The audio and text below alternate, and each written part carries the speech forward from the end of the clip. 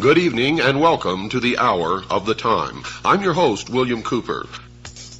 Ah, yes, a nation or world of people who will not use their intelligence are no better than animals who do not have intelligence. Such people are stakes on the table and beasts of burden by choice and consent.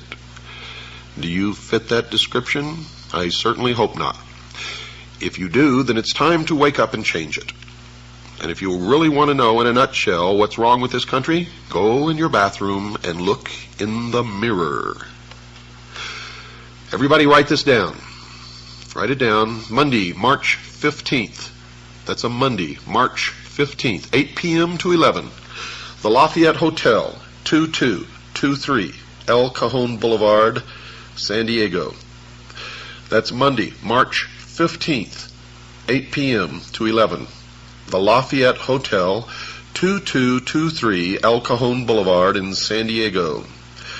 I'm going to be giving a lecture that night entitled The Sacrificed King, and I will prove to you beyond any shadow of any doubt that John F. Kennedy was assassinated by the religion known as Mystery Babylon, specifically by the arm of Mystery Babylon that calls itself the Scottish Rite of Freemasonry. I will prove it to you folks. I want to see you. I want to meet you. I want to shake your hand. I want to see who my radio audience is. If you're a CAGI member, I specifically really look forward to meeting CAGI members. You are my heroes. You are the ones who do the dirty work, who are constantly digging out and sending in information.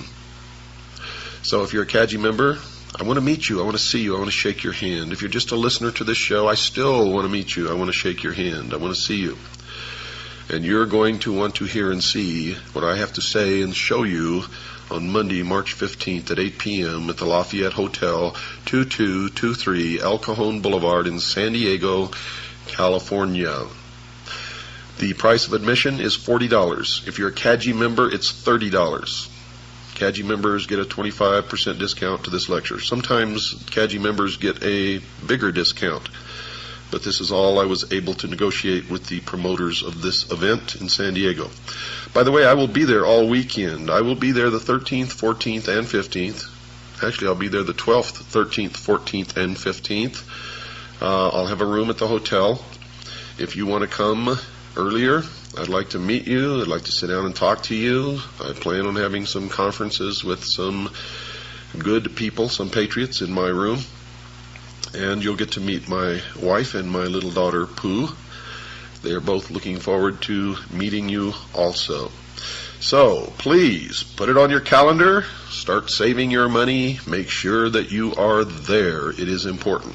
Now, at the same time in this hotel, the National New Age and Truth About UFOs conference is going on. So if you're interested in any of this nutty Looney Tune stuff, you might want to come down and go to some of that too. Now, some of these speakers have something to say. Most of them, however, are as nutty as a fruitcake, and so is what they say. I know, I've been to many of these. I've talked to these people so many times, it's pathetic. I've sat in and listened to them, and you talk about lies and deception and just plain old bullshit. You hear a lot of it at these conferences.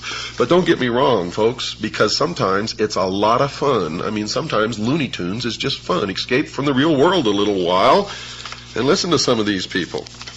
Most of the lectures are free. If you want to go to the workshops, that'll cost you. But most of the lectures are free. I mean, you can sit there all day and listen to these people. And some of them have something to say. Most of them belong in the loony bin. I'm telling you right now. My workshop is 8 o'clock Monday night. Something's wrong, folks, in America. Something's really wrong. Something is destroying everything that we've ever held dear in this country. What is it? Well, if you've been listening to this show, many of you already know what it is. If you've just been listening to this show for a little while, you may have some idea, but you're not quite really sure yet what's going on. Well, I'm going to tell you right now, it's all about religion. Whether you're religious or not doesn't make any difference. It's all about religion. Whether you believe in God or not, it doesn't make any difference. It's all about a big battle between good and evil. And most of it, I got to tell you, exists in the minds of men. Some of it's real. The question is, what's real? What's deception? What should we be paying any attention to? What is it that's driving us insane? Yes, something is wrong in America. The sound you hear is dripping blood. This is the start of Black Sunday. Today's newspapers, folks, are full of stories about the rampant rise in divorce rates, the increasing abuse of children by some parents, increases in the incidence of rape, pornography being read by an increasing number of people, more crimes against property, demands for world government, urgings for national borders to fall, Christian churches being closed because they will not seek licensing by the state, etc., etc., etc., and I could go on and on and on and on and on. But why? Why are these things happening? Why are all of the legacies of the past, the family, national borders, the right to practice any chosen religion, the right to private property, among other things, under such an attack? Is it possible that there are actually people and organizations who really want to change the basic order of things? Well, my regular listeners know the answer to that. Clues to the answers to these questions, folks, can be gleaned from some comments made by people and organizations that are talking about these wide-ranging changes in the nature of our lifestyle. An Associated Press dispatch on July the 26th, 1968 reported this, quote, New York Governor Nelson A. Rockefeller says as president he would work toward international creation of a new world order, unquote. And you thought George Bush coined that phrase? Surprise, surprise. On January the 30th, 1976, a new document called the Declaration of Interdependence was introduced to the American people, and it was signed by 124 traitors, 32 senators, and 92 representatives, altogether 124 traitors in Washington, D.C., and it read in part, quote, 2 centuries ago, our forefathers brought forth a new nation. Now we must join with others to bring forth a new world order, unquote. And you thought George Bush coined that phrase. Surprise, surprise. Another individual who has commented is Henry Kissinger, probably the greatest traitor this nation has ever known, former Secretary of State. According to the Seattle Post-Intelligence of April 18, 1975, Mr. Kissinger said, quote, Our nation is uniquely endowed to play a creative and decisive role in the new order which is taking form around us, unquote. George Bush gave the commencement address at Texas A&M University on May 12, 1989, and he used similar words as well. His speech was on the subject of Soviet-American relations, and he was quoted as saying in part, quote, Ultimately, our objective is to welcome the Soviet Union back into the world order. Perhaps the world order of the future will truly be a family of nations, unquote. Historian Walter Mills maintained that prior to World War I, Colonel Edward Mandell House, the major advisor to Woodrow Wilson, The president at the time had a hidden motive for involving America in the war. The historian wrote this, quote, "The colonel's sole justification for preparing such a batch of blood for his countrymen was his hope of establishing a new world order of peace and security," unquote. You see how these people fool themselves? They always say that the end is peace and security, a world utopia. But to get it, they spill more blood than ever has been spilled in history. Each time they try to bring about their utopia, the blood runs in the streets. They're liars. They're hypocrites. They're manipulators, deceivers. They're the worshipers of Lucifer. Adolf Hitler, a socialist and the head of the German government prior to and during the nation's involvement in World War II, is quoted as saying this, quote, "National Socialism will use its own revolution for the establishing of a new world order," unquote. Adolf Hitler was a socialist. Nazi means National Socialism. Hitler confided to Hermann Röschning, the president of the Danzig Senate, quote, "National Socialism is more than a religion. It is the will to create Superman," unquote. And what is the number of the man? 666. You see, in the New World Order, only one man will be allowed to live, the new man, the illumined man, and the number of that man is 666. You will see that number increasingly all around you. You will also begin to see pyramids increasingly all around you, and the eye in the pyramid, and the eye alone, and you will see circles with a dot in the center, and you will see obelisks appearing all over the place. And these are not the only signs. There are many, many, many more. They are the signs of the religion of mystery, Babylon. Hitler added this thought, quote, "Well, yes, we are barbarians, and barbarians we wish to remain. It does us honor. It is we who will rejuvenate the world. The present world is near its end. Our only task is to sack it," unquote. Another book on his background quoted his comments that his Nazi party had a hidden purpose, one that was not perceived by the world at large. Mr. Hitler was quoted as saying this, "He who has seen in National Socialism only a political movement has seen nothing, for it is a religion." The humanist religion issued a manifesto in 1933 stating its beliefs about the world in general. It took the following position about the need for the wealthy governments to share their wealth with the less fortunate nations. It is the moral obligation of the developed nations to provide, through an international authority, economic assistance to the developing portions of the globe. Now that is a lie, folks. It means that it's okay for some of us to lay back and do nothing and reap the rewards of the labor of others. That's socialism. That's what it's all about. Communism, socialism, it's the same. And these people, the worshippers of Mystery Babylon, are the original communists.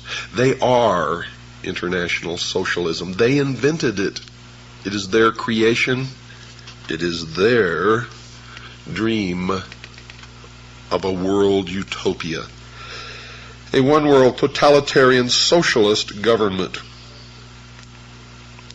The April 1974 issue of Foreign Affairs, the quarterly periodical issued by the Council on Foreign Relations in New York, had an article in it by Richard N. Gardner, the former Deputy Assistant Secretary of State for International Organizations in the Lyndon Johnson and John Kennedy administrations, and he stated this, quote, "We are likely to do better by building our house of world order from bottom up rather than from the top down.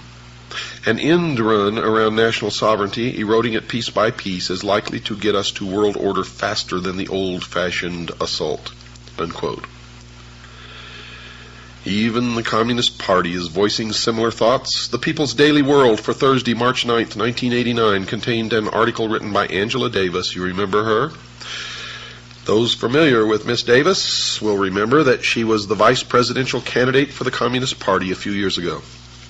She currently is a member of the National Committee of the Communist Party of the United States, and she is quoted in the paper as saying, Quote, one underlying effect of anti-communism in this respect is to encourage a certain hesitancy to embrace solutions which call for deep structural socio-economic transformation, unquote. Another communist, Alexei Kovylov, spoke at an evening meeting held at Windstar, Colorado in August 1985 and gave the participants in attendance a surprise presentation. He spoke about the 12th World Festival of Youth and Students held in Moscow a few months prior to his lecture. He said, quote, there were 3 programs. The first was political and dealt with the various issues of peace and disarmament. The second was dedicated to environmental issues and to the new international economic order, unquote. The alleged need for a change in the basic way things are done is consistent with the teachings of the father of communism, Karl Marx. He's not really the father of communism, but it's a name that's been tagged onto him. You see, he was just a hack writer hired by the mystery religion of Babylon to write the Communist Manifesto. It was not his idea, but he's reaped the benefits of it, if you can call them benefits. But he co-authored the Communist Manifesto with Frederick Engels, another hack writer, in 1848. Mr. Marx wrote that the communists, quote, openly declare that their ends can be attained only by the forcible overthrow of all existing social conditions, unquote. Nesta Webster, a writer on the subject of conspiratorial organizations in the past, wrote this in her book entitled Secret Societies, quote, the revolution desired by the leaders of world revolution is a moral and spiritual revolution, an anarchy of ideas by which all standards set up throughout 19 centuries shall be reversed, all honored traditions trampled underfoot, and above all, the Christian ideal finally obliterated, unquote. Some of the Catholic popes in the past have commented on the major changes coming in the future. One such pope was Pope Pius XI, who wrote the following in 1937. Communism has behind it occult forces for which a long time have been working for the overthrow of the Christian social order, unquote. One of the popes who preceded him, Pope Pius IX, wrote this in November 1846 about the changes that he saw in the future. Quote, that infamous doctrine of so-called communism is absolutely contrary to the natural law itself, and if once adopted, would utterly destroy the rights, property, and possessions of all men, and even society itself, unquote. Now, don't get all worked up about what the Pope says, because they have succeeded now with this Pope in putting one of their own upon the throne of the Vatican. It had long been their dream, and now it is true. And the bans have been lifted against Catholics joining secret societies. And many of the hierarchy of the Vatican belong to the secret societies, the Freemasons, Propaganda 2, etc., etc., etc. You will find an obelisk, the symbol of the phallus, the penis of Osiris, in the Vatican courtyard. If you don't believe me, go look. Another individual who wrote about the future was Dr. Jose Arguelles of an organization known as the Planet Art Network. Dr. Arguelles wrote, quote, also implicit in all these events is a call for another way of life, another way of doing things, a redistribution of global wealth.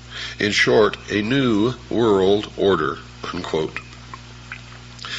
Now, just what the future society was that these people are talking about was described in a brief manner by Marilyn Ferguson in her book entitled The Aquarian Conspiracy, and she wrote this, quote, the new world is the old, transformed, unquote. Another clue about what is in store for the future world was offered by Dr. James H. Billington, who received his doctorate as a Rhodes Scholar. Where have you heard that before? You have a Rhodes Scholar sitting in the Oval Office right now. Received his doctorate as a Rhodes Scholar at Oxford University and has taught at Harvard and Princeton universities. He wrote this in his book entitled Fire in the Minds of Men. Quote, this book seeks to trace the origins of a faith, perhaps the faith of our time.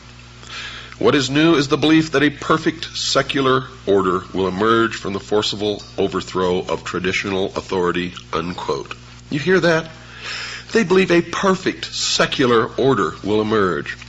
Nothing perfect will ever emerge from the minds of imperfect men, and no men will ever be ruled by other imperfect men in any kind of a perfect utopian order, secular or otherwise. That is why we must be eternally vigilant. Eternally vigilant.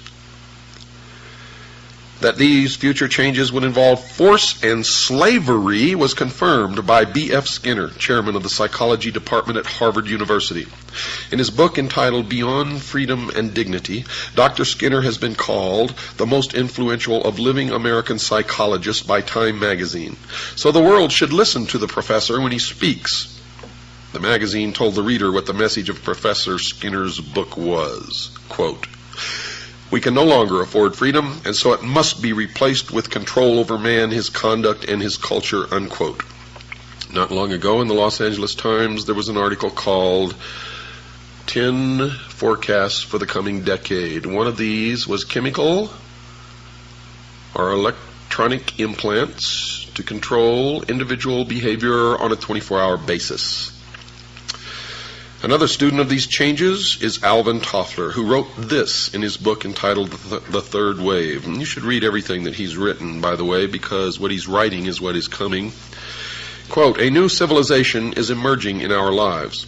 This new civilization brings with it new family styles, changed ways of working, loving, and living, a new economy, new political conflicts, and beyond all this, an altered consciousness as well. The dawn of this new civilization is the single most explosive fact of our lifetimes," unquote. Another scientist involved in commenting upon the future changes was Dr. Carl Sagan, and he's observed this, quote, "It's clear that sometime, relatively soon in terms of the lifetime of the human species, people will identify with the entire planet and the species," unquote. Now the reason, folks, why these changes are necessary was explained by Manly P. Hall, perhaps the world's leading authority on esoteric words and language. He was a 33rd degree Freemason. He wrote in his book entitled Lectures on Ancient Philosophy, quote, "The time has not yet arrived when the average man is strong enough or wise enough to rule himself," unquote.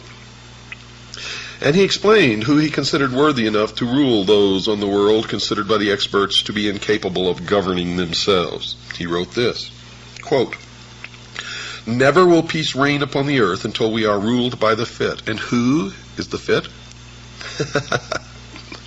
Why, them, of course. The illumined, the priest of the mystery religion of Babylon. Mr. Hall even indicated that these changes would occur soon. He wrote this comment in his book previously cited, quote, 100 years ago, meaning in 1884, folks, it was predicted that within a few centuries men would revert to the gods of Plato and Aristotle. We may all look forward with eager anticipation to that nobler day when the gods of philosophy once more shall rule the world," unquote. Aldous Huxley, in his book called Brave New World Revisited, quotes a character called the Grand Inquisitor in one of Fyodor Mikhailovich Dostoevsky's parables as saying this, quote, "In the end they, the people, will lay their freedom at our, the controller's feet, and say to us, 'Make us your slaves, but feed us,'" unquote.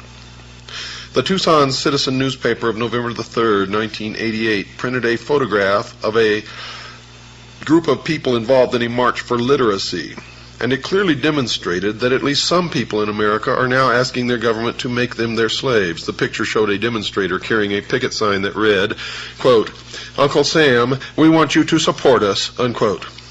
Mr. Huxley gave us a date when we could expect these changes to occur. He wrote the following in his book written in 1958, quote, "The 21st century will be the era of world controllers," unquote. And then he told us why these controllers would not fail. Quote, "The older dictators fell because they could never supply their subjects with enough bread, enough circuses, enough miracles and mysteries. Under a scientific dictatorship, education will really work, with the result that most men and women will grow up to love their servitude and will never dream of revolution. There seems to be no good reason why a thoroughly scientific dictatorship should ever be overthrown," unquote. Someone who might have given the world the date for the commencement of these predicted changes was Zbigniew Brzezinski, a Marxist, President Jimmy Carter's national security advisor during his 4-year administration. And he wrote the following in his book entitled Between Two Ages. By the way, you should read every book that he's ever written. You will be angered.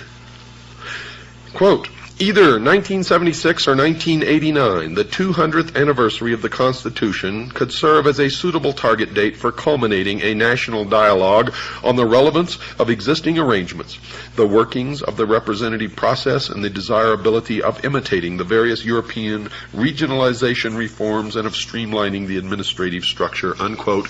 And it did begin exactly when he said it would. So the people of the world can now determine what those changes are that those in the positions of implementing changes have in store for them. In summary, folks, these changes are: the old world is coming to an end. It will be replaced with a new way of doing things. The new world will be called the New World Order. This new structuring will redistribute property from the have nations and will give it to the have-not nations. The New World Order will include changes in the family, the workplace, religion. The United States will play a major role in bringing it to the world. World wars have been fought to further its aims. Adolf Hitler, the Nazi socialist, supported the goal of the planners. The majority of the people will not readily accept the New World Order, but will be deceived into accepting it by two strategies.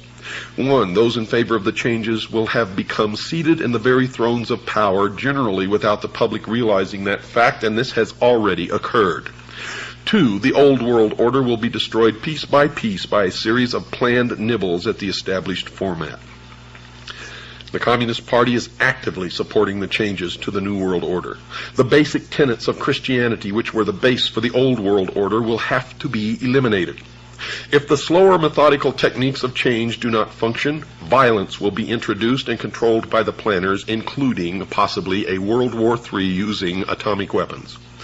The people of the world will give up their freedom to the controllers because there will be a planned famine or some other serious occurrence such as a depression or war. The change to the New World Order is coming shortly, folks, and it has already begun. However, if that is not the case, it will be introduced one step at a time so that the entire structure will be in place by the year 1999. We've got to take a short break. Don't go away, folks. I'll be right back after this very short pause.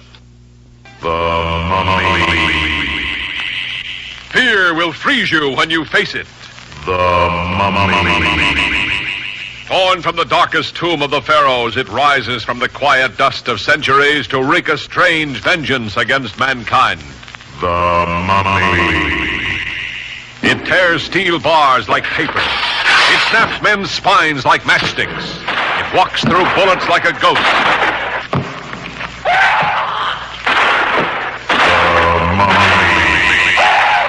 It sees without eyes, it lives without breath, yet its desires are strangely, madly human. The motion picture screen's most shocking experience in suspense. In chilling technicolor, The Mummy.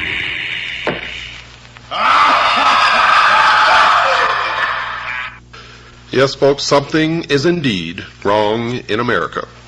And many sense that changes in this nation's lifestyle are occurring. Most of us know full well that these changes are taking place. The newspapers are saturated with articles reporting the activities of those advocating increased governmental spending for a variety of unconstitutional purposes. Organizations supporting a globalism concept urge the world to adopt a one-world government. Psychologists preaching the destruction of the family unit and recommending that the society rear the nation's children. Governments closing private schools, and nations forming regional governments under which national borders are scheduled to disappear. And still the sheeple think that all of this is happening by accident, and any concept that it is being brought about by a carefully orchestrated plan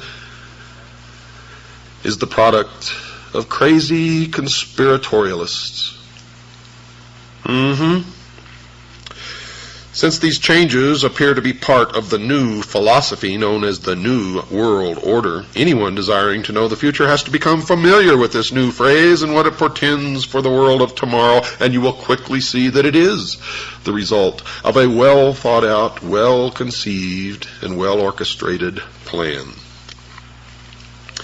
Indeed, it is called the Great Work.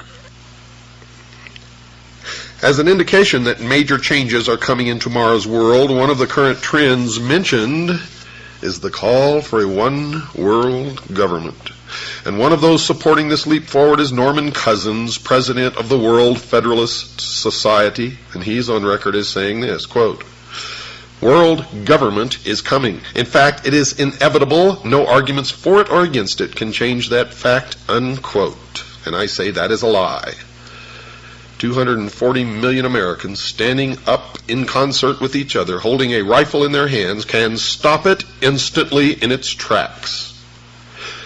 And that's the truth of why we were given the second article in amendment to the Constitution. It has nothing to do with hunting or preserving your private property. It has to do with preserving our freedom.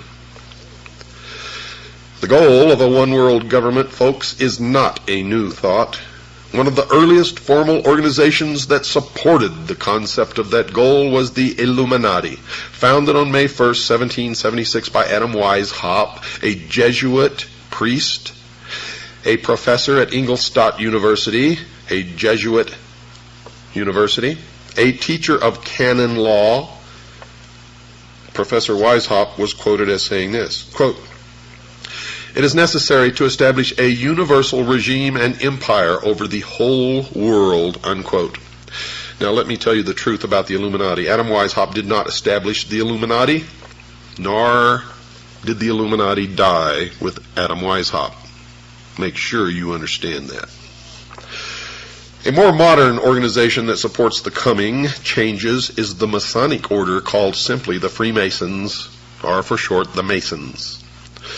Has nothing to do with bricklayers, folks. The term originally comes from the French, Freemason, which literally means the sons of light. This worldwide fraternity has members in America, as will be discussed, and they too support a call for a one-world government. One who has written about this secret organization is Paul Fisher, and he says this about them in his book entitled Behind the Lodge Door, quote, "Masonry will eventually rule the world," unquote. Benevolent fraternal organization. Albert Pike, and you're going to hear an awful lot about Albert Pike during this series, the sovereign grand commander of the Scottish Rite of Freemasonry here in the United States from 1850 to 1891, the man who founded the Ku Klux Klan and B'nai B'rith, wrote a book entitled Morals and Dogma. And when and if you can find that book, don't pass it up, buy it and read it. Mr. Pike has been praised by his fellow Masons as a member almost without parallel in the history of the Masonic order. He was a great friend of Giuseppe Mazzini, the ruler of the European branch of the Illuminati. Carl Cloudy himself, a Masonic writer of great esteem, wrote this about Pike. Quote, "Albert Pike, one of the greatest geniuses Freemasonry has ever known. He was a mystic, a symbolist, a teacher of the hidden truths of Freemasonry," unquote. So the outsider can know that whenever Mr. Pike speaks, he speaks with authority and knowledge. He is perhaps the greatest Masonic writer of all time, and I would add next to Manly P. Hall. His book is given to each Scottish Rite Southern Jurisdiction Freemason who is asked to read it. There seems to be a difference of opinion as to whether or not this book is still required reading for each Scottish Rite Mason, as we were told that it was given to each Scottish Rite Mason in Tucson. Other Masons say that that is not true, but you have to remember they're sworn not to reveal the secrets of the lodge, and therefore you can never trust them to tell you the truth no matter what they're telling you. But in this book, Morals and Dogma, Pike informs the new Mason about the moral teachings of the Masonic Lodge. He instructs the Masonic reader that the order will eventually be asked to rule the entire globe, and he wrote this, quote, "The world will soon come to us for its sovereigns and pontiffs. We shall constitute the equilibrium of the universe and be rulers over the masters of the world, unquote. He wrote this supportive statement in a book entitled Legenda, quote, and thus the warfare against the powers of evil that crushed the order of the temple goes steadily on, and freedom marches ever onward toward the conquest of the world, unquote. Reference to the order of the temple is reference to the Knights Templars, who were destroyed in concert by King Philip of France and Pope Clement V. And the powers of evil referred to in this paragraph is the Christian church, the Christian religion, Christianity as a whole. Let me read it to you again, just in case you weren't paying attention. Quote, and thus the warfare against the powers of evil that crushed the order of the temple goes steadily on, and freedom marches ever onward toward the conquest of the world, unquote. The order of the temple Mr. Pike was writing about was the Knights Templar, which was, according to him, quote, devoted to the cause of opposition to the tiara, the Pope's triple crown, and the crown of kings, unquote.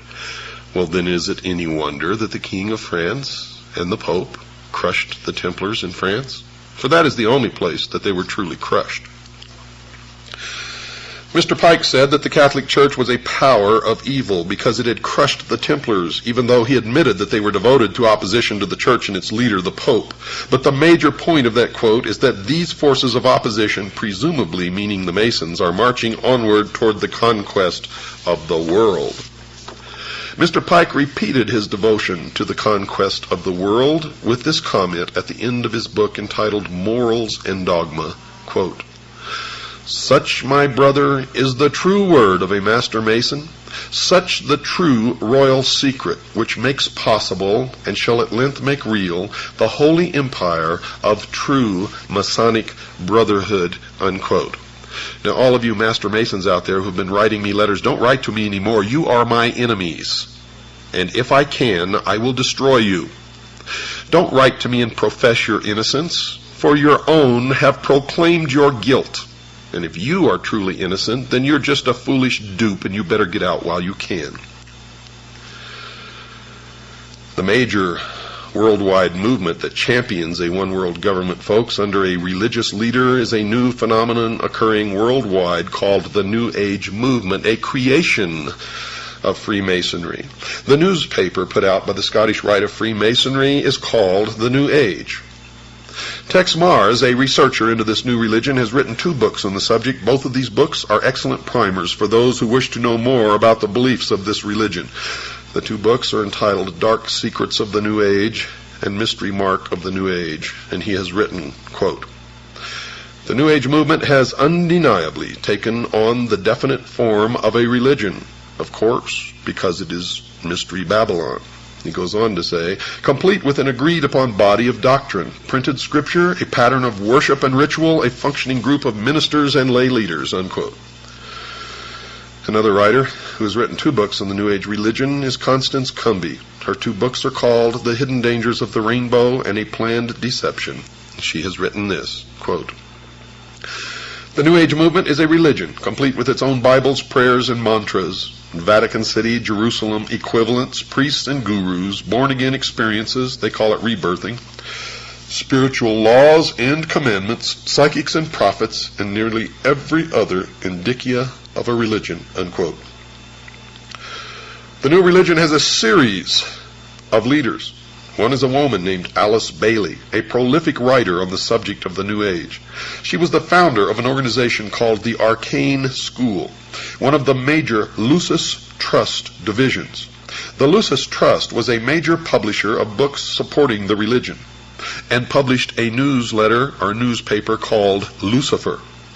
In her book entitled The Externalization of the Hierarchy, she told her readers who the organizations were that were going to bring the New Age religion to the world, and she identified them as being, quote, the 3 main channels through which the preparation for the New Age is going on might be regarded as the Church, the Masonic fraternity, and the educational field. And folks, that is exactly who is bringing it to realization. The main thrust of this program is going to be to examine only one of the three organizations mentioned by Alice Bailey, that being the Masonic Fraternity. There are numerous works by other writers, lecturers, researchers exposing the involvement of the church in the educational field in the New Age movement and in the New World Order. So I'm not going to attempt to duplicate those efforts. However, only a few are aware of the involvement of the Freemasons, and that is why I have chosen to concentrate on that organization, Mystery Babylon. And the reason I'm concentrating on that organization is because it is their members who have infiltrated the church and the educational field who control those other two organizations. So really there's only one organization that needs to be dealt with, and that is Freemasonry.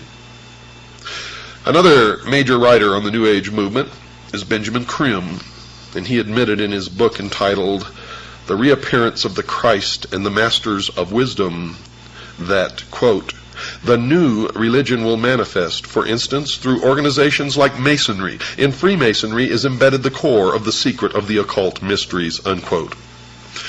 So, Masonry conceals a great mystery inside its temples, one that is connected somehow to the New Age movement.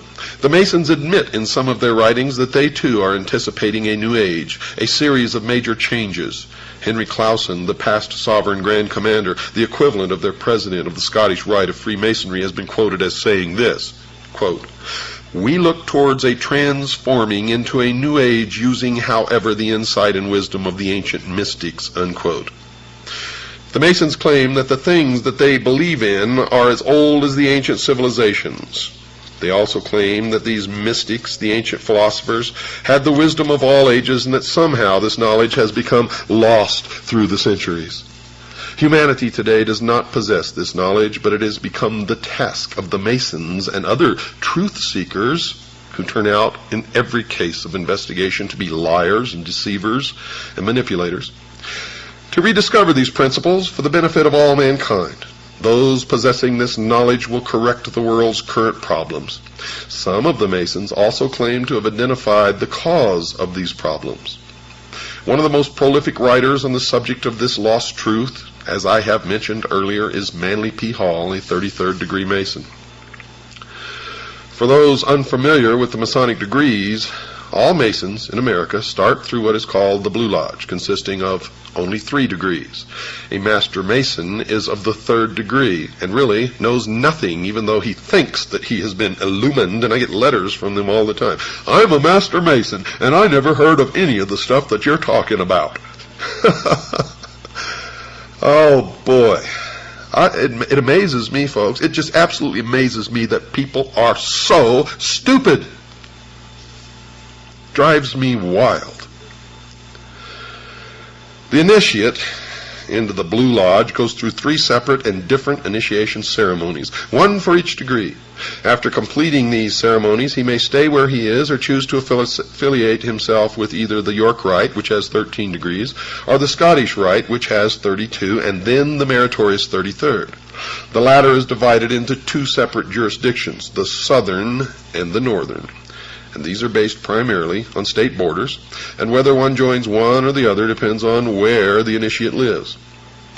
The 2 Scottish rites have an additional 29 degrees, making for a total of 32. There is one more degree called the 33rd degree, which is honorary, and only a few are invited into that degree, and to even be considered, they must perform some major work toward the completion of the great work, which is the plan to bring about the utopia on earth, the socialist dream.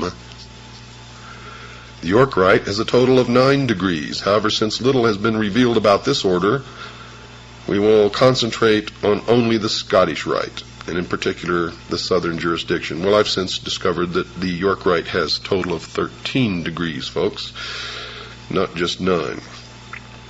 Mr. Hall has written a book entitled Lectures on Ancient Philosophy, in which he talks a great deal about the Masonic fraternity. And this is his comment about the coming changes. Quote, A new day is dawning for Freemasonry. From the insufficiency of theology and the hopelessness of materialism, men are turning to seek the God of philosophy." Unquote. Notice that Mr. Hall has said that current theology, obviously current religion, has proven insufficient. Also, he feels that materialism, meaning the right to private property, is also a failure. But more importantly, he points out that this new God of the Freemasons is somehow different from the God of the Jews and Christians. As will be illustrated later, some of the Masons believe that the God of the Bible is a God of evil. Helena Petrovna Blavatsky, perhaps the founder of the current New Age movement, has also determined that the Masons are somehow supportive of her religious views. She wrote this in her book entitled The Secret Doctrine. Quote, "At the end of the 18th and the beginning of the 19th centuries, many Freemasons traveled to Tibet, where they were initiated into the esoteric, defined as intended for or understood by only a chosen few as an inner group of disciples or initiates, by an esoteric order of the Masters of Wisdom." Unquote. It should be expected that she would support the Masonic fraternity. In 1875, she founded an organization called the Theosophical Society, basically dedicated to teaching the world about her new secret religion. One of the earliest members of that organization was Albert Pike, later to become the Sovereign Grand Commander of the Scottish Rite of Freemasonry. Albert Pike, who later became a 33rd degree Mason, the highest degree attainable, also saw that there were some significant changes coming and that he was supportive of those changes. He wrote the following in his book entitled Morals and Dogma. Quote, "We can look on all the evils of the world and see that it is only the hour before sunrise and that the light is coming." Unquote. Now, if Mr. Hall is right, the evils that his fellow Mason Albert Pike saw are connected to current religion, and that which is coming is somehow different from these religious views. Mr. Hall, who is mentioned previously as another 33rd degree Mason, also wrote that a new day was coming and that it was not too far into the future. Quote, "A new light is breaking in the east." The significance of the location, the east, I have already pointed out. It is the point where the sun rises. "A more glorious day is at hand. The rule of the philosophic elect, the dream of the ages, will yet be realized and is not too far distant." Unquote. So, Mr. Hall is also expecting that these changes are about to occur in the not too distant future. Someone who attempted to zero in on when these changes were expected to occur was Alice Bailey, previously mentioned. She wrote about when she thought the New Age would arrive. Quote, "Eventually there will appear the Church Universal, and its definite outlines will appear towards the close of this century." Unquote. And you have already seen the emergence of the Universalist Church. Since she wrote early in the 20th century, we can see that she was predicting the eventual arrival of the New Age sometime around the 1990s. This estimate of that date is not too far wrong, as will be demonstrated later in this series of programs. Whatever is coming in the future, some New Agers have told us that they expect that it will last for a long time. One such writer is Ruth Montgomery, who wrote that she saw that the new religion would rule the earth for 1,000 years. She wrote the following in her book entitled Herald for the New Age. Quote, "The New Age, the millennium, a millennium is a period of 1,000 years, will see an end to that strife, at least for 1,000 years." Unquote. Now, just what the New Age religion that will last for at least 1,000 years on earth, what is it? One who attempted to answer that question was Constance Cumby in her book entitled The Hidden Dangers of the Rainbow. She wrote that these were the basic tenets of the new religion. Listen closely. "The plan for the future includes the installation of a New World Messiah, the implementation of a New World government and New World religion under Maitreya, an individual who will be examined later in this series of programs. 2. A universal credit card system will be implemented as a cashless society. 3. A World Food Authority will control all of the world's food supply. 4. A universal tax. 5. A universal draft. And 6. They intend on utterly rooting out people who believe the Bible and worship God, and to completely stamp out Christianity from the face of this earth." As was discussed prior to this summary, certain people have indicated that they see the Catholic Church as an enemy. Here, Mrs. Cumby says that they see not only Catholicism as the enemy, they also see all of Christianity as an enemy. Whatever the New Agers believe in, folks, it appears to be growing in popularity. Bantam Books, one of this nation's leading publishing houses, has reported that the sales of their New Age titles has increased tenfold in the past decade. Time magazine reports that the number of New Age bookstores has doubled in the past 5 years to a total of about 2,500. According to an article in Forbes magazine, quote, publishers estimate that total sales of New Age titles today are at least $100 million at retail, unquote. So whatever they believe in, many believe in it.